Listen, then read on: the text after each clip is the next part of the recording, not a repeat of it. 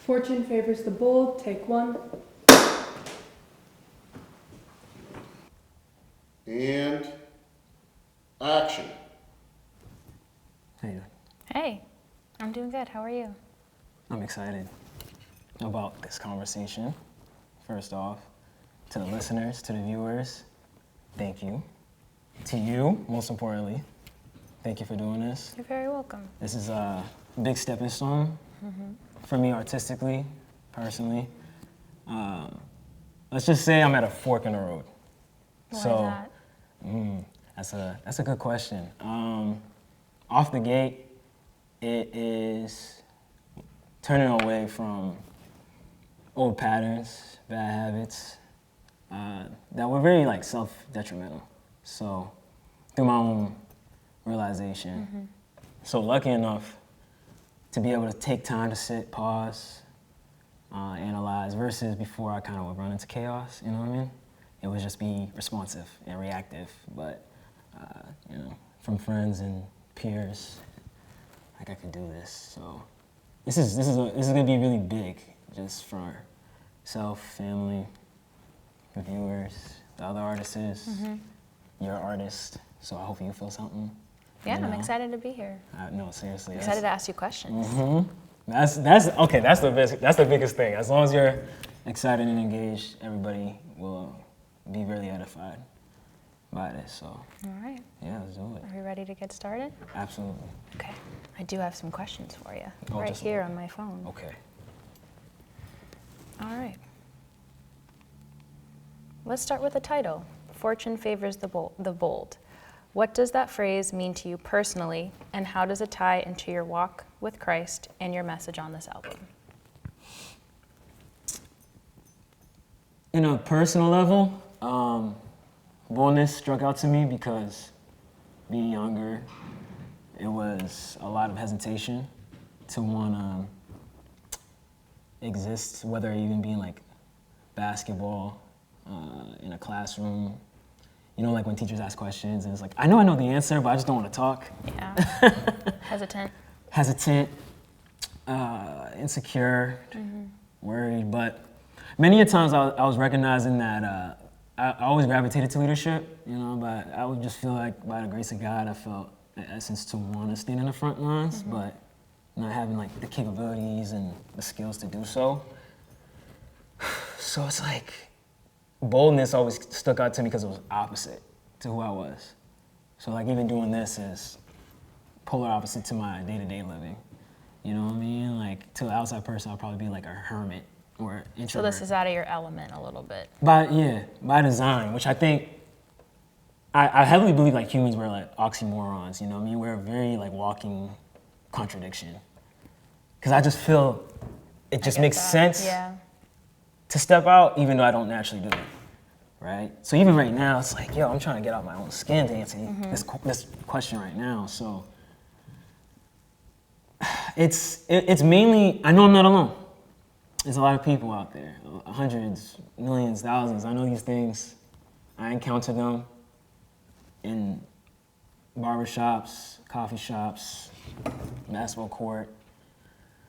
You know, like I've seen discourse, rhetoric happen in dorm rooms and corporate spaces, and the lack of leadership kind of causes a lot of people to drift away from each other, which is very sad, you know? And on a social level, I know we have to be very accepting of all backgrounds right now, especially.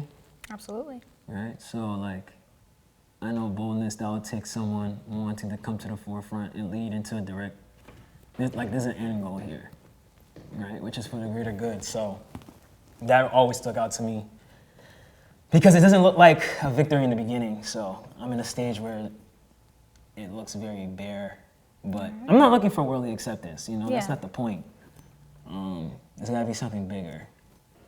So that being said, this project is deeply rooted in your faith. Can you talk about the moment or the season in your life when you knew you wanted to make a full commitment to Jesus and how that shift started to influence your music? 2022 towards the end, like wintertime, I was struggling a lot with stuff. So it led to a lot of consideration about my faith and spirituality. I've always been of a spiritual essence my entire life. I always thought there was something bigger than us. And I was legit, so it's like, all right, if that's the case, and I went to a Christian school when I was younger for my entire life. So I didn't experience the public school setup. I didn't experience charter school. It was just a private Baptist school in West Bridgewater, right? So it was out there, and it was a Baptist school.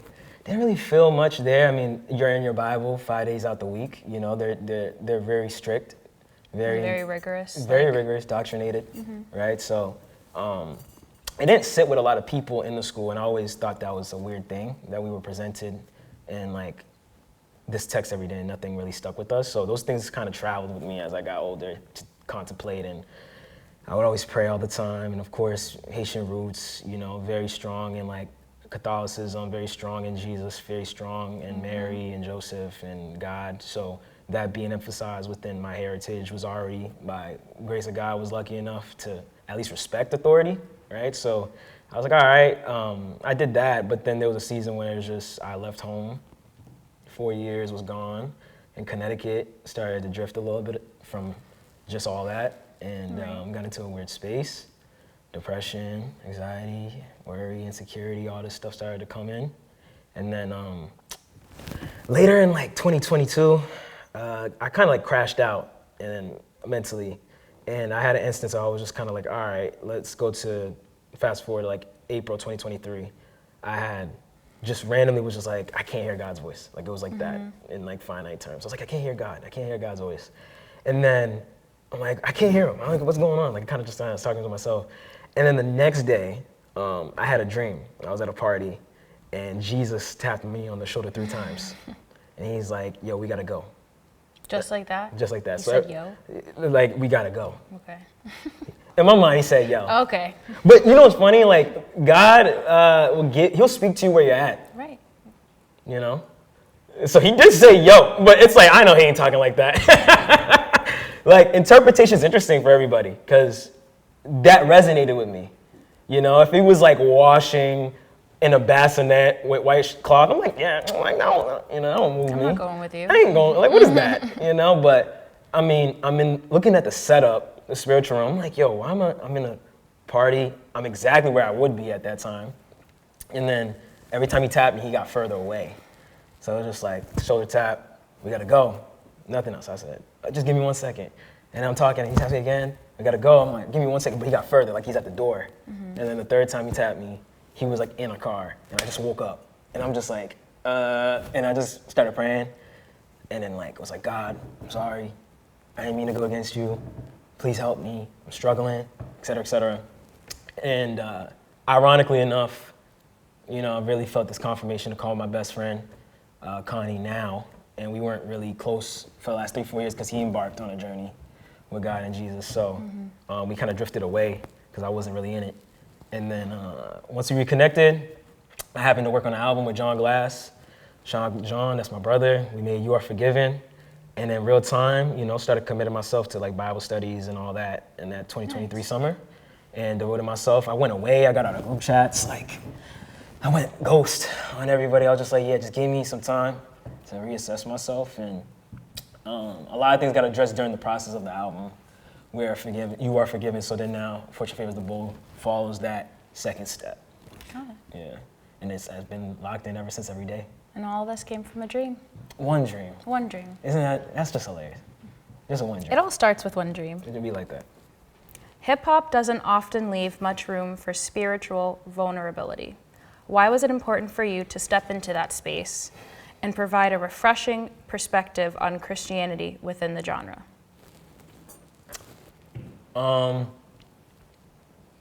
Now with just the game being very digital and corporations kind of having a say on like what gets played and playlisting and all, I think when, you know, hip hop was in its earlier roots, you can have dudes like the Nas's and the KRS-Ones, Public Enemies, NWAs kind of like magnify what's going on in their area, their culture, whether it would be like police domestic abuse issues or drug infestation issues to the culture and community, or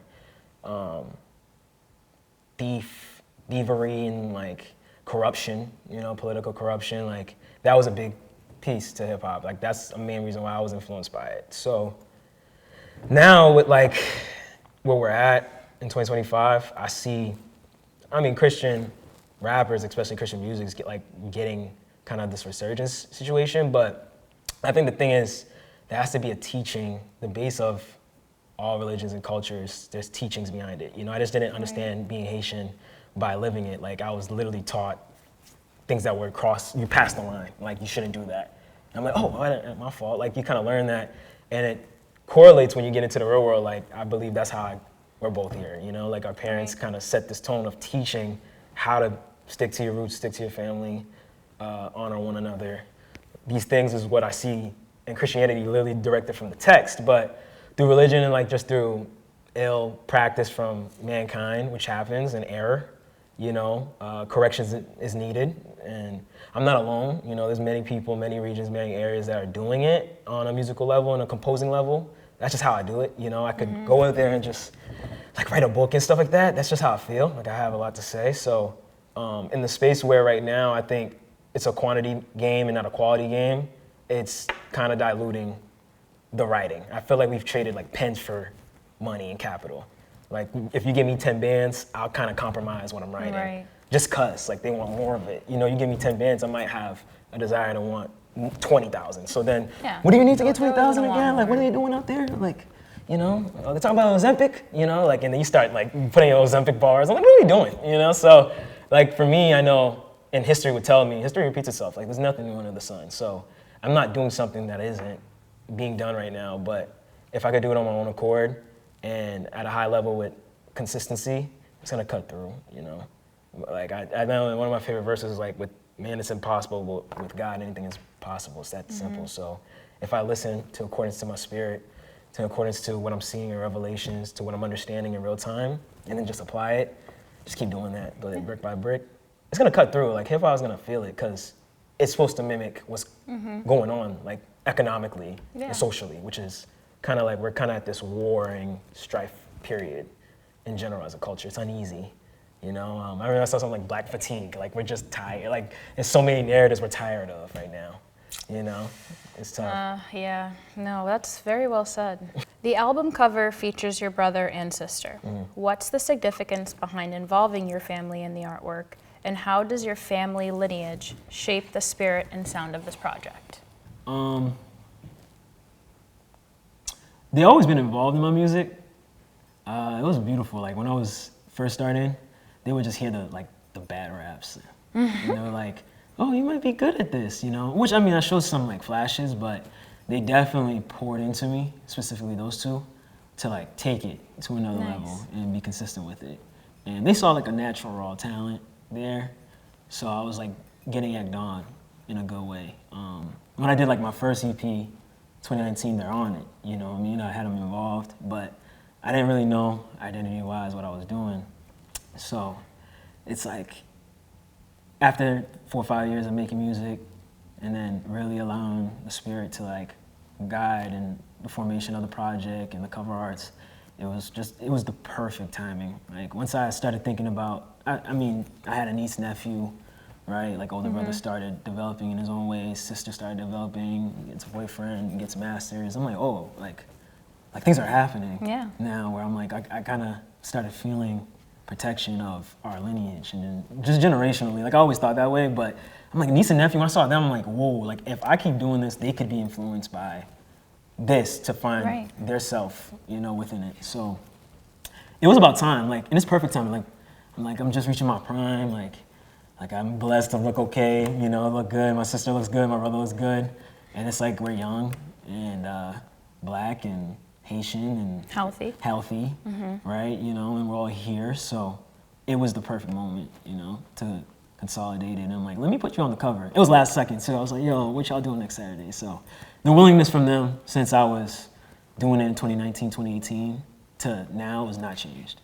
That's amazing. Yeah. Honestly, you'd be surprised what you can accomplish when you have a good support system. So it sounds like you have a really good one. Yeah, it's like limitless. You feel limitless, you know?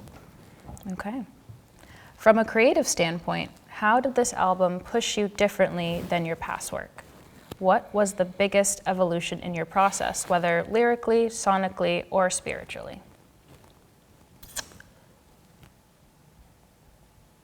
I didn't want to impress anybody. So that was a refreshing perspective for me. It was just more so on a writing perspective. It came quick, you know. Shout out to the the contributors I had were not premeditated. So it just kind of happened, you know. Like James Rogers texted me one day. I was at a video shoot, and he's like, "I got beats." And I'm just like, "Word, send them." Not really thinking much of it. Yeah. And then like I'm listening to it, I'm like, whoa, like I'm just over here like, yo, just give me 1 second. I'm stepping away. And I'm like, yo, this is exactly what I was looking for, like this lo-fi production. And then once that happened, I started writing to that.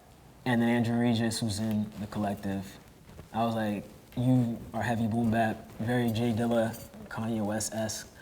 Do you have anything of this sound? And he's like, all right, I got you. And then he started sending stuff.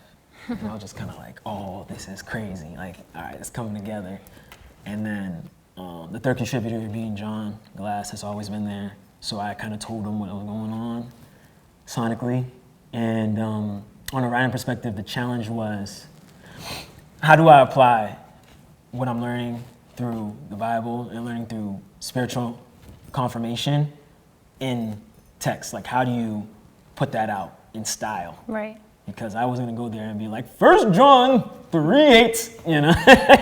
Like I wasn't gonna Would be have able to walked like, right out of that recording booth. you know, like people have to be, these are very applicable, life applicable, like verses. These are not, these people were talking about life. Like Right. I always say it as simple as this, Jesus was giving a solution to the world.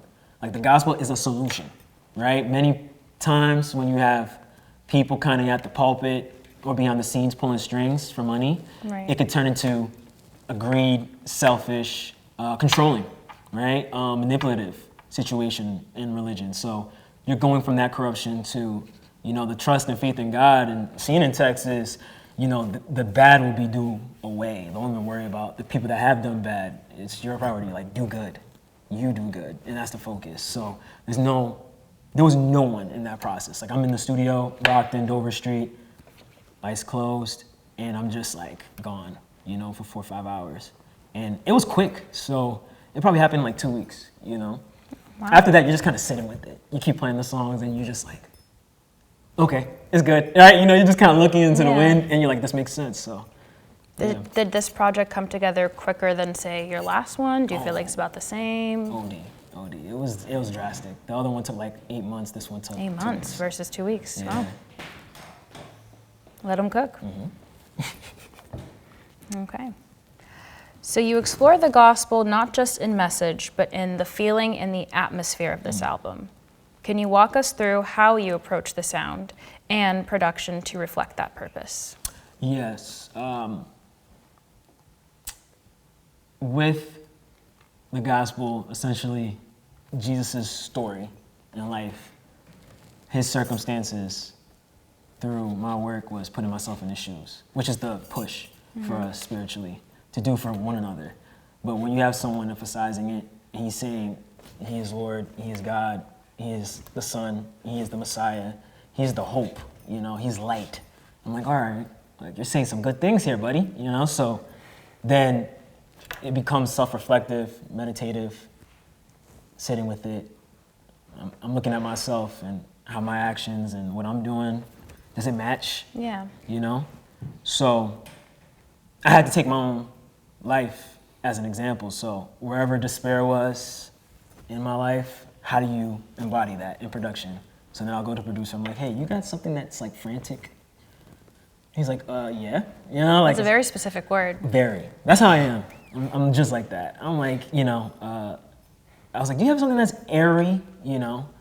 And he's like, yeah, I got you. And then producer terms, it's very beautiful to see it connect. So that was really the push. And then like I have a song on there called Give Me Liberty or Give Me Death, right? And like the beat's very jazz and very like spoken word. Like, oh, snap hands, right? It's like, I still have those quirks because that's me. Like, Right. you know, I'll sit there, I'm like, yeah, I need something that's like that. And then the producer's like, I know what you need. And then they'll give it to me, right? So it was really bouncing off of my own inspiration and bringing it together, which was really easy because I knew what I wanted. So Sounds like it. this time, yeah. This time, yeah. No, it definitely does. You were like the spearheading the whole thing, so. OD. Like the conductor. Exactly. Like the project before, I was just kind of like, here's an idea, let's see what happens. Just kind of going with it. I was just trying to solve something. Yeah. Yeah. Were there any moments during the making of this album where you felt challenged, whether in faith, in creativity, or in staying committed to the mission? And how did you overcome that? And maybe you didn't feel challenged. It's okay to say you didn't, but if there is anything.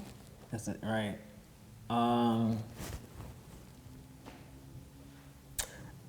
I would say the only challenging moment I had was the song called Pray 2 that I did with John Glass at his studio. And it was, like I was literally telling him, he made the beat, and I said, make it 5 minutes long. He's like, okay, no problem. And I'm like, yeah, I got a lot to say on this, so how vulnerable can I get, you know? Because prayer it's a very serious thing to me in that practice. And it's like, all right, this isn't, you know, Lord, bring me a Brinks truck full of cash. Like, it's not, those are the things I had to kind of work myself out of praying for. And it was literal, like, Lord, today I feel uneasy, you know? I feel as if I'm struggling with my lust, you know? I feel as if I'm not really prioritizing honoring my parents today. They're telling me to do something, I'm brushing them off. Right. So then I'm like, how do I capsulize that in a record? And that production, once I heard that, it pushed me to it. But when I was rapping in real time, I just started getting really critiquing of like, this doesn't even sound good. Like, this isn't, like, the dudes ain't gonna think I got bars, you know? And I'm just like, where's that voice? You know, it's kind of like I started deflecting in the booth, you know, in real time. And John's like, no problem, bro, just take your time. You know, he sounds just like that, you know? So I'm like, all right, you know. Yeah, I really took some grace and walked through it in that one take. But it's raw, like it's just raw, like it's genuine and it's hopeful. So I didn't want to go in there and be like the Lord wants to hear us, you know? He wants to hear from us.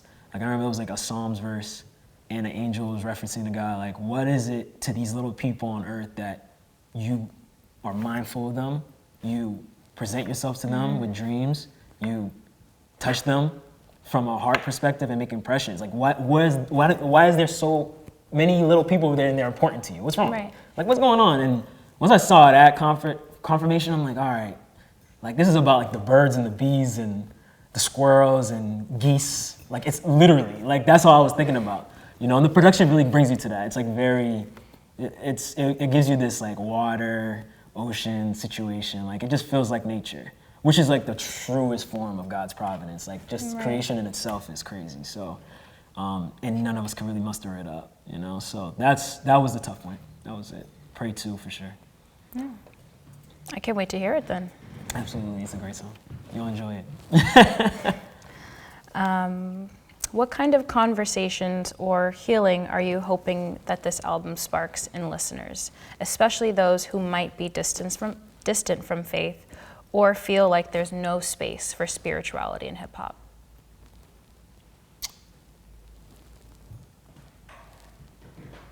I have a manifesto I made that will drop during this process too, before, and it's like, for example, if like Nike tells you what they stand for, kind of situation. Like a little mission statement. Mission statement, Yeah. yeah. So it's like, that will be clear, you know? I'm directly talking to those who resonate to the message. You know, I'm not here to speak to a community that's not really seeking that. Like, that's not the point. Like, the whole grab is if you're feeling a sense of unfulfillment, This is for you. you'll draw to it. Yeah. You'll draw to it. So I make it very literal. You know, I'm not forcing nobody to listen to the message the same way, you know, it was taught. That's how it was to me. It came so fluidly, you know, so that's going to be known. And I had an instance where it didn't connect with somebody that created it. And to this day, like, we talk, but he had like a very rough situation with Christianity and with the concept of Jesus and God. Right. And I understood that, but it was an early instance for me. So it was weird I essentially had nothing to say. Like, it's one of those, like, if you don't have something good to say, don't say it at all. Right. So that was like my first runaround with the manifesto, which was like a good and bad thing because it provoked him to assess something, which is the point, right? But if it doesn't move you, you know. No, I think that's great, especially because for a lot of people, sometimes they feel like they're being pushed on to these things. Mm-hmm. And I like that you're not trying to push anything, any perspective. You're just kind of putting it out there for the people to resonate with if it does reach them, Yeah. which is really nice. Amen. You get it. I get it. All right. Well, you are not just speaking for yourself here. You are carving out space for a new narrative. How do you see your role shaping the future of hip hop, and what legacy are you hoping to leave?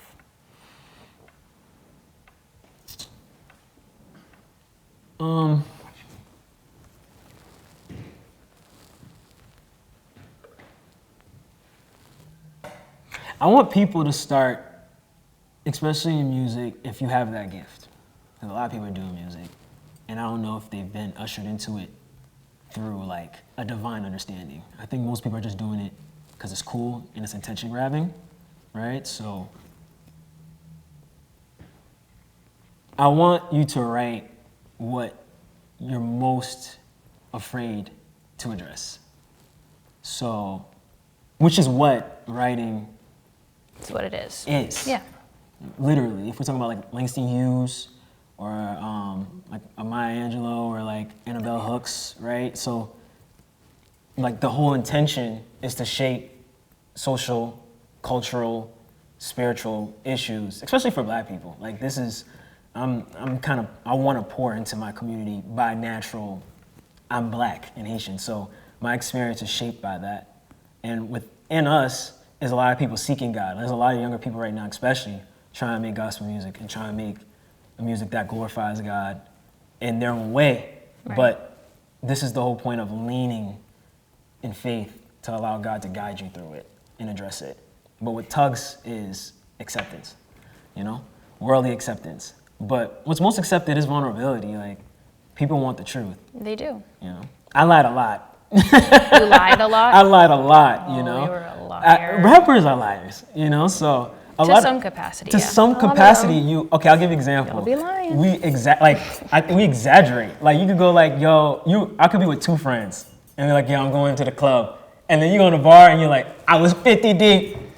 Well, you wasn't. You know what I mean? We exaggerate a lot of stories. So the whole point is to be literal. Like, I'm only pulling up with Luke and Andrew, done. Like, that's me. Like, that's distinct, and that's what I want people to just address. Like, you don't have to have the crowd to get their attention. So I want people to write what they're most afraid to address. And that's what connects with a lot of people, the majority. And you make something new. All right. Well, very well said. Oh, thank you. And just to wrap it up, what's next for Meech Bold after this chapter? Are there more faith-led projects coming, or different ways you're planning to serve the gospel and impact culture? I would say the focus, most importantly, is to continue to stay in my faith, in my practice, in my work, in my devotion, in my service to God, to Jesus, to people, to family. Like, my mind goes to a homeless person for some reason. Like, I just want to make sure I'm like financially wise to give them something, because I'll catch myself in spots like, do you have $1? And I'm like, I did some stupid stuff last week. I got no dollar for you. Like, I'll be that bear now. Before I was just like, yo, get off of me, because I didn't really want to assist. But through my character development, you know, by the grace of God, now I'm like, no, that's, you know, human creatures, we're all his creation. So there's a support and a required service, you know, that's lacking. So the base of everything's gonna be service work. And I talked about those things in like Brockton Boxer when I got, that song got me on the Enterprise cover, which was a blessing. And it said like, Nice.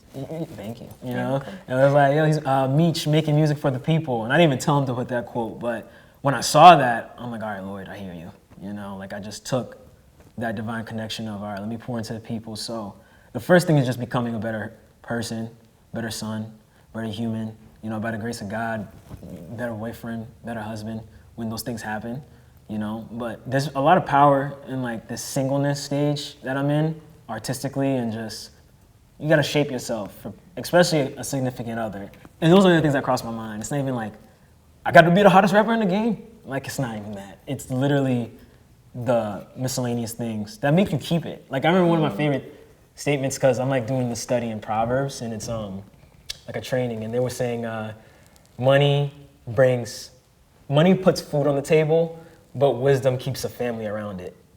I've never heard that actually. And that was like, that blew my mind, because I was just saying how much we hunt for cash. And essentially, I remember even in the scripture, they're like, Haggai will tell you, if you're just money seeking, you're essentially putting the cash in a bag filled with holes, right? There's no sustainability, you know, there's no stability, there's no purpose. It's just for greed. And that withers, like it's quick.